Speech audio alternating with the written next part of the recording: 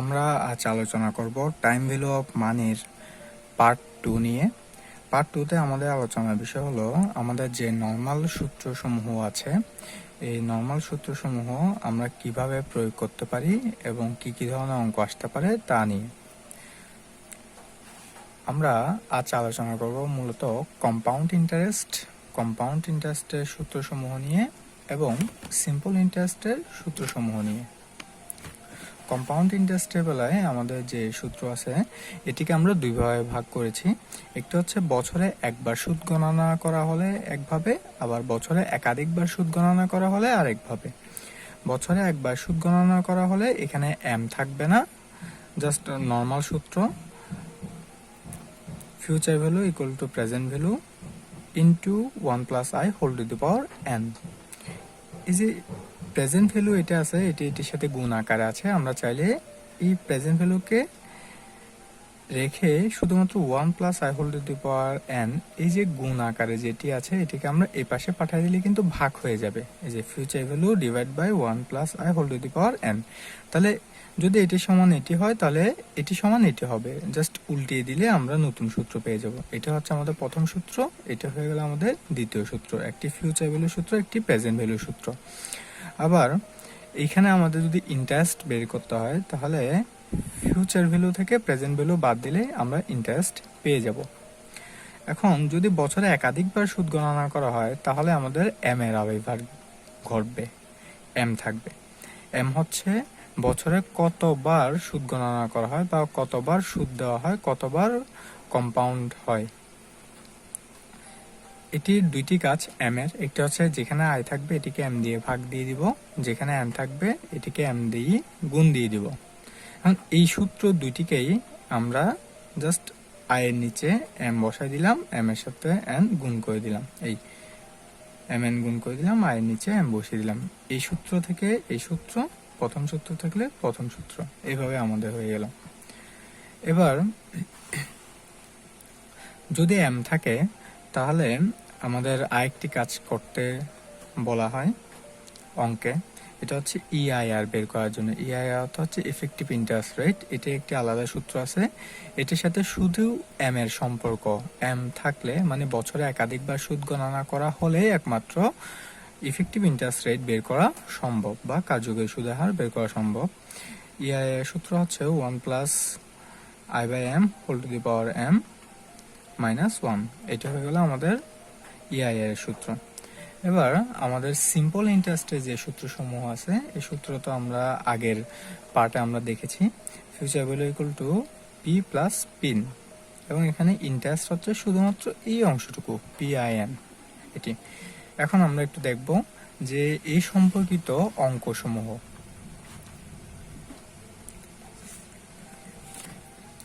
প্রথমে আমরা simple interest নিয়ে একটু আলোচনা করি। সিম্পল ইন্টারেস্টে দেখুন, এখানে প্রবলেম 1 বললো find the simple interest on টাকা 10,000 for 4 years at 5% per annum। PA অর্থাৎ পার annum মানে প্রতি বছর। তো এখানে সিম্পল ইন্টারেস্ট বের করতে বললো, তাহলে আমরা সিম্পল ইন্টারেস্ট বের করার সূত্র তো আমাদের জানা আছে, এটি আমরা ব্যবহার করব। এটিকে যদি বাংলায় বলবে 10,000 টাকায় 5% সরল সুদে 4 বছরের সুদ নির্ণয় করো। এটি মনে রাখবেন আপনারা, আপনাকে যদি সিম্পল ইন্টারেস্টে কোনো অঙ্ক করতে হয় তাহলে পরীক্ষাতে অঙ্কে অবশ্যই সিম্পল ইন্টারেস্ট শব্দটি উল্লেখ থাকতে হবে, আর না হলে আপনি সবসময় কম্পাউন্ড ইন্টারেস্টেই অঙ্ক সমাধান করবেন। যদি সিম্পল ইন্টারেস্ট কথাটা বলা থাকে একমাত্র তখনই আপনি সিম্পল ইন্টারেস্টের সূত্র ব্যবহার করতে পারবেন। তাহলে আসুন দেখি, এটির জন্য আমরা I = PIN অর্থাৎ পিন, I = পিন। এই সূত্রের মধ্যে P হচ্ছে প্রিন্সিপাল অ্যামাউন্ট, I হচ্ছে ইন্টারেস্টের হার, N হচ্ছে 4। তাহলে এটি পরস্পর গুণ করে দিলে আমরা পাবো হচ্ছে 2000।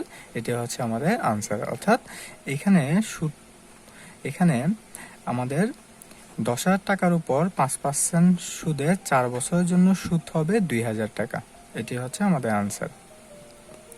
হেয়ার দিয়ে পাশে যা দেওয়া আছে আপনাকে তা লিখে ফেলবেন। এখন আমরা আমাদের প্রশ্ন নাম্বার 2 তে আসি, প্রবলেম 2। এই প্রবলেম 2 তে বললো find out the future value of টাকা 10,000 ফর 4 ইয়ার্স এট 5% ইন্টারেস্ট পার অ্যানাম। অর্থাৎ আপনাকে বলল যে এই 10,000 টাকার 4 বছরের 5% সুদ দেওয়ার ফলে আপনার ভবিষ্যৎ মূল্য কত হবে, ফিউচার ভ্যালু কত হবে। এটি বাংলায় বললে 10,000 টাকায় 5% সরল সুদে 4 বছর পর ভবিষ্যৎ মূল্য কত হবে। এখানে একটু খেয়াল করুন, এই ইংলিশের বেলায় আপনাকে এখানে এস আই লেখা আছে, এটা হচ্ছে সিম্পল ইন্টারেস্ট, এটি সাংকেতিক লেখা আছে। পি অর্থ পার অ্যানাম, আমরা উপরে দেখলাম পি এ মানে হচ্ছে পার অ্যানাম মানে প্রতি বছর, ইন্টারেস্টটা প্রতি বছর হিসাব করতে হয়। আপনি সবসময় মনে রাখবেন এই যে পার্সেন্টেজ যেটি দিয়ে থাকবে আপনাকে, এটা সবসময় একটি বছরের জন্যই দেওয়া থাকে। সো আমরা একটু অঙ্কেতে যাই। এখানে আমরা আমাদের সিম্পল ইন্টারেস্টের সূত্র ব্যবহার করব, কারণ এখানে বলে দিল সরল সুদে এবং এখানে সাংকেতিকভাবে লিখে দিল এস আই মানে সিম্পল ইন্টারেস্ট। এখানে আমরা সরল সুদের সূত্রটি ব্যবহার করব। We know future value equal two P plus pin. আমরা মানসমূহ বসাবো। পি হচ্ছে আমাদের 10,000 ইন্টু আই হচ্ছে আমাদের 5%। 5%কে আমরা পয়েন্টে বানিয়ে ফেলবো। এই 5%কে পয়েন্ট আপনি কিভাবে বানাবেন, পয়েন্টে বানানোর জন্য আপনার কাজ হচ্ছে এই যে 5কে 100 দ্বারা ভাগ করলে পয়েন্টে হয়ে যাবে। এটি একদম সোজা। সো 5% অর্থাৎ 0.05। এবার আমাকে বলা হচ্ছে কি n ইকুয়াল টু 4 বছরের জন্য বের করতে ফিউচার ভ্যালু। সুতরাং আমরা সবকিছু সূত্রে বসিয়ে দিব, আমরা পেয়ে যাব 12,000। অর্থাৎ 10,000 টাকা তো আসল, 2,000 টাকা সুদ, টোটাল হলো 12,000। এই যে 2,000 টাকা সুদ, এটাই আমরা উপরে বের করছি। আসলে এই যে প্রশ্ন দুইটি আছে, প্রবলেম 1 and 2, আসলে দুইটি একই। একটাতে শুধু বললো যে সুদ বের করতে, আরেকটিতে বললো সরাসরি ফিউচার ভ্যালু বের করতে, মানে সুদ আসল বের করতে। একটাতে শুধু সুদ নির্ণয় করতে বললো, আর একটাতে ভবিষ্যৎ মূল্য বা সুদ আসল বের করতে বললো। আমরা আমাদের পরবর্তী অঙ্কতে চলে যাই। এবার আমরা শিখব কম্পাউন্ড ইন্টারেস্ট। কম্পাউন্ড ইন্টারেস্টের বেলায় আমাদের প্রথম এক্সাম্পলটিতে আসি। আপনারা সবসময় মনে রাখবেন, যদি সিম্পল ইন্টারেস্ট বলা না থাকে অঙ্কে, তাহলে আপনাকে অবশ্যই কম্পাউন্ড ইন্টারেস্টের অঙ্কটি সমাধান করতে হবে। আমরা দেখি আমাদের অঙ্কে প্রবলেম 3।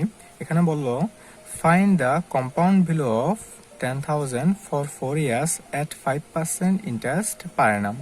এখানে কম্পাউন্ড ভ্যালু অর্থাৎ ভবিষ্যৎ মূল্য বের করতে বললো। কম্পাউন্ড ভ্যালু অর্থাৎ ভবিষ্যৎ মূল্য, সুদ আসলে যেটি বের হবে এটিকে বললাম। তো আমরা এটাকে যদি বাংলাতে বলি তাহলে বলবে বার্ষিক 5% চক্রবৃদ্ধি সুদে, এই যে 5% চক্রবৃদ্ধি সুদে 10,000 টাকায় 4 বছর পর ভবিষ্যৎ মূল্য নির্ণয় করা। অর্থাৎ 4 বছর পর এটি ভবিষ্যৎ মূল্য কত হবে। এই 10,000 টাকাটা হচ্ছে আপনার বর্তমান মূল্য এবং 5% চক্রবৃদ্ধি সুদে 4 বছর পর আপনাকে ভবিষ্যৎ মূল্য নির্ণয় করতে হবে। তাহলে আমাকে এখানে ভবিষ্যৎ মূল্যের চক্রবৃদ্ধি সূত্র দিতে হবে। কম্পাউন্ড ইন্টারেস্টের সূত্রটি আমরা ব্যবহার করব। Solution, we know FV equal to PB into 1 plus I whole to the power n।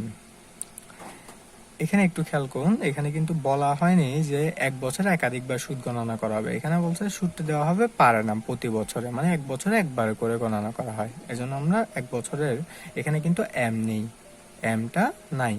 এখানে এক বছরের গণনার সূত্রটি ব্যবহার করব আমরা। যে আমরা FV equal to PB 1 plus I whole to the power n। এখানে আমরা PB হচ্ছে 10,000, I ইকুয়াল টু হচ্ছে 5%। 5%কে 5কে আমরা 100 দ্বারা ভাগ করলে 0.05 পাবো। n equal to 4 years.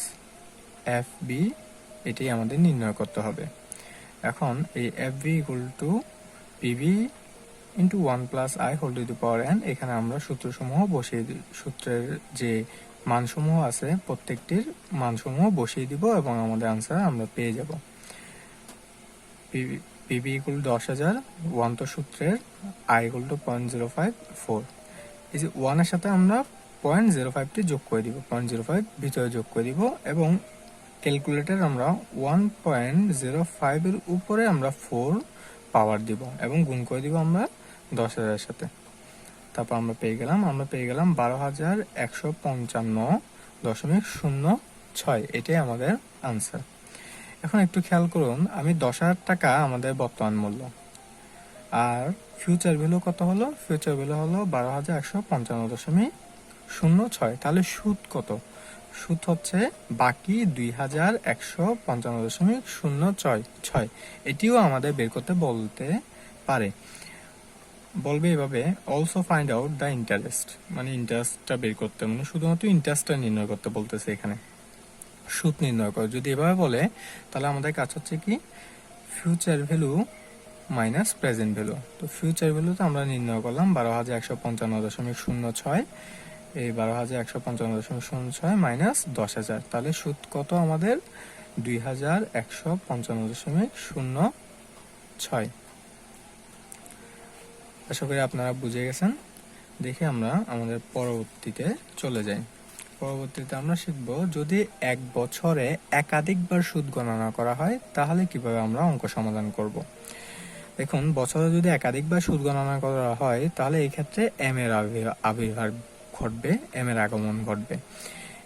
M এর শুধুমাত্র দুইটি কাজ, একটা হচ্ছে যেখানে আই থাকবে ওইটাকে এম দ্বারা ভাগ দিতে হবে, যেখানে এন থাকবে তাকে আমরা এম দ্বারা গুণ করে দিব।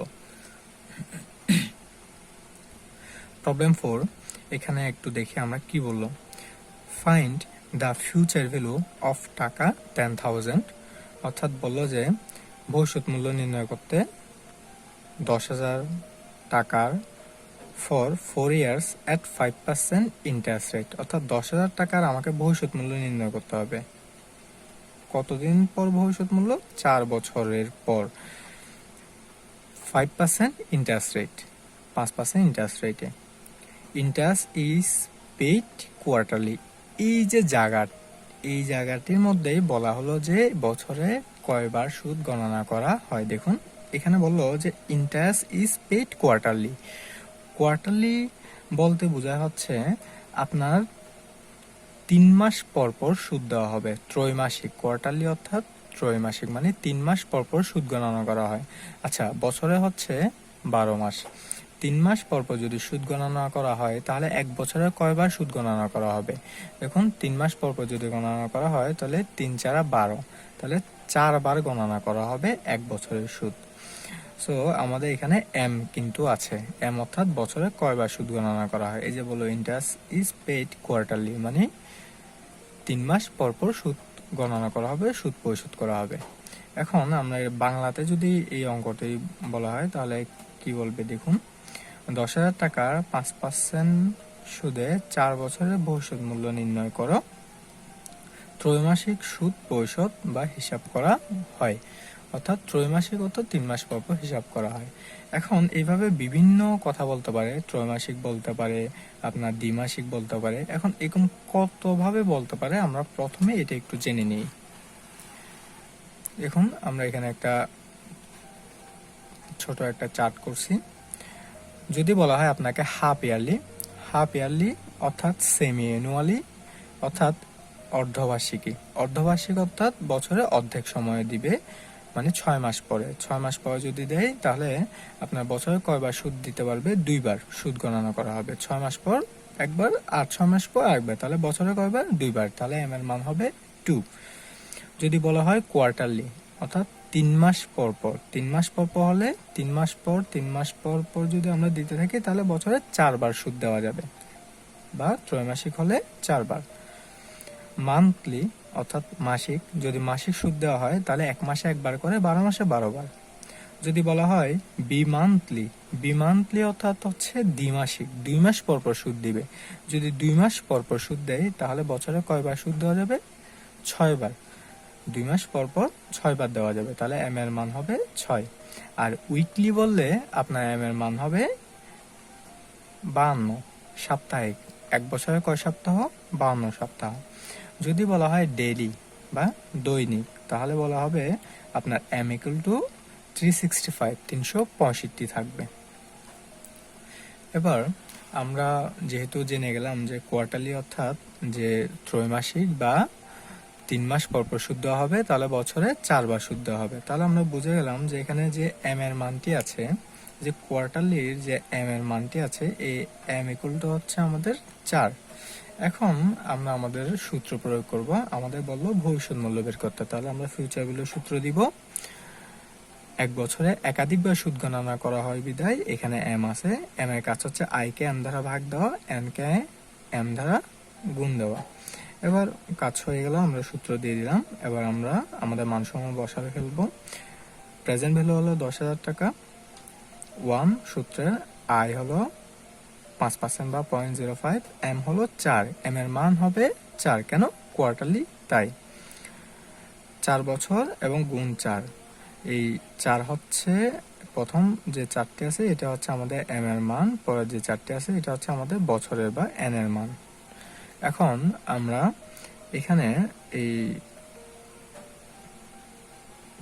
4 এবং 4 গুণ করে দিব, কত হলো 16। 0.05 কে 4 দ্বারা ভাগ করে দিব, 0.0125 প্লাস 1। এটা আমরা পরে এই জায়গাটা সমাধান করে ফেলবো।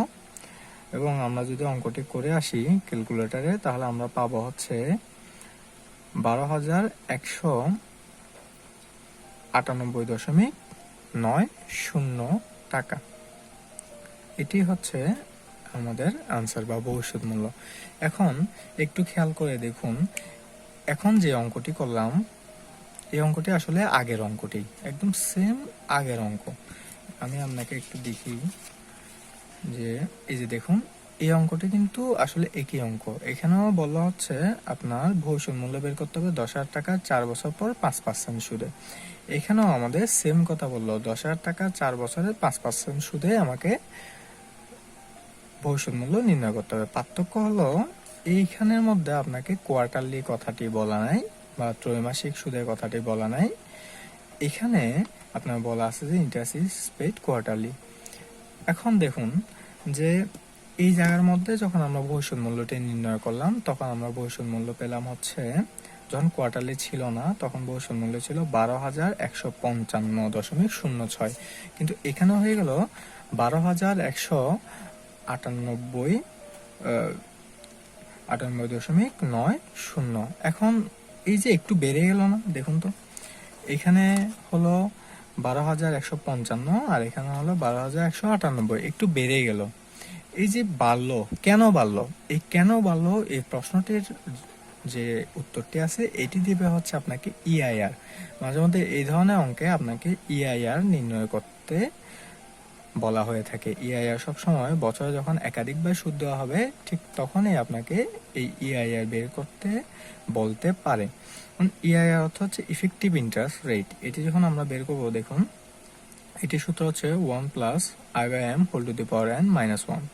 এখানে আমরা আই এর মান এবং এম এর মান বসিয়ে দিব, আমাদের আনসারটি আমরা পেয়ে যাব। আমাদের আনসার দেখুন 5.09%। অর্থাৎ এখানে একটু খেয়াল করুন বিষয়টি, যে আমাদের প্রশ্নের মধ্যে বলা আছে যে সুদ হলো 5%, সুদ হলো 5%, কিন্তু বাস্তবে কিন্তু 5% সুদ কার্যকর হচ্ছে না। বাস্তবে যে ইফেক্টিভ ইন্টারেস্ট রেটটি আছে কার্যকর হচ্ছে, সেটা হচ্ছে 5.09%।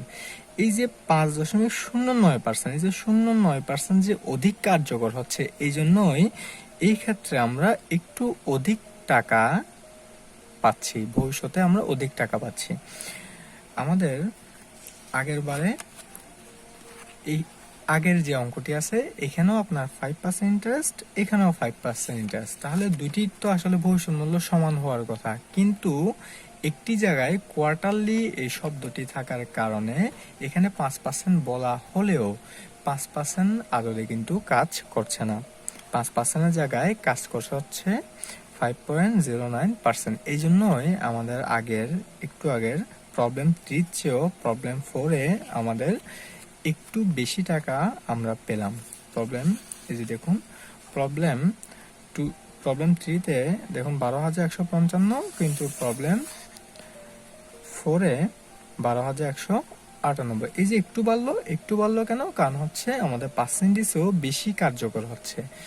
আমাদের এম এর মানটি আসলে বৃদ্ধি পেলে আমাদের কার্যকরী সুদের হারটা একটু একটু করে বৃদ্ধি পায়, কিন্তু একটা লিমিটেশন আছে। এটি লিমিটেশনকে বলা হয় ই কনস্ট্যান্ট।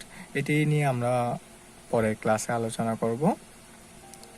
সুতরাং আশা করি আপনারা বুঝে গেছেন যে বছরে একাধিকবার সুদ গণনা করার ক্ষেত্রে আমরা কিভাবে করব। ইআইআর আমরা কিভাবে করতে পারি, আমরা কম্পাউন্ড ইন্টারেস্টের অঙ্কসমূহ কিভাবে করতে পারি, এবং আমরা সিম্পল ইন্টারেস্ট সমূহ কিভাবে করতে পারি। আর আমরা এখন যে সূত্রগুলো প্রয়োগ করলাম এই সূত্রসমূহ আমরা এক নজরে প্রথমে আমরা আপনাদের সামনে লিখে উপস্থাপন করেছি। ধন্যবাদ সবাইকে।